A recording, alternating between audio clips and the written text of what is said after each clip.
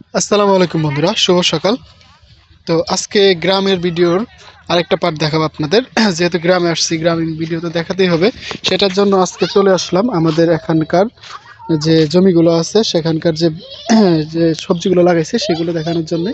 এখানে আপনারা তাকালে দেখতে পারবেন যে অনেক বেগুনের চাষ করছে এখানে। তো আমি কিছু ভিডিও আপনাদের দেখাই, আপনারা দেখতে থাকুন। এখানে অনেক সুন্দর সুন্দর বেগুনের গাছ লাগিয়েছে। এখানে দেখতে দেখেন তাকালে অনেক সুন্দর বেগুনও ধরছে। গাছের দিকে তাকিয়ে দেখেন, সেই সুন্দর লাগতেছে বেগুনগুলো। আর তার পাশে হচ্ছে মরিচের ক্ষেত। এখানে যে এগুলো আসলে বাণিজ্যিক ভাবে না, এগুলো জাস্ট খাওয়ার জন্য মরিচ লাগিয়েছে। ভালো মরিচ হচ্ছে, অনেক সুন্দর সুন্দর বড় বড় মরিচগুলো এখানে হয়। তার পাশাপাশি ওখানে লাউ।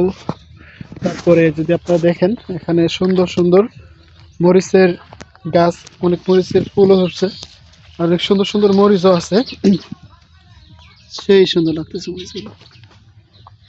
তার পাশে হচ্ছে লাউয়ের গাছ।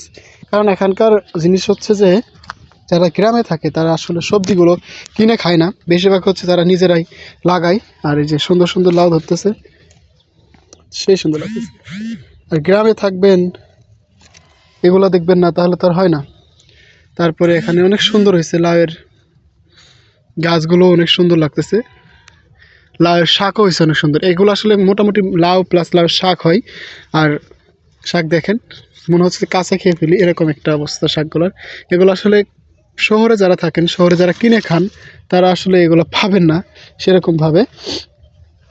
তার পাশাপাশি হচ্ছে ফুলকপির বাগান। এখানে ফুলকপির চাষ হচ্ছে অনেক। ওই যে ও পাশেটা হচ্ছে বাঁধাকপি আর এটা হচ্ছে ফুলকপি। আর তার পাশ দিয়ে হচ্ছে এখানে এই যে জমিকে উর্বর করার জন্য যে রান্না করার শেষে যে গ্রাম অঞ্চলের ছাই থাকে, ছাই বলা হয়, সেটা এখানে দেওয়া হয়েছে। দেন তার পাশাপাশি এখানে হচ্ছে ভুট্টার ক্ষেত।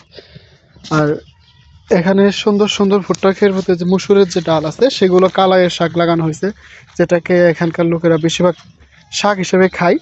আর পাশাপাশি এখানে আপনারা দেখতে পাচ্ছেন ভুট্টাগুলো এখনো তেমন একটা বড় হয়নি, ভুট্টা চাষ করা হচ্ছে।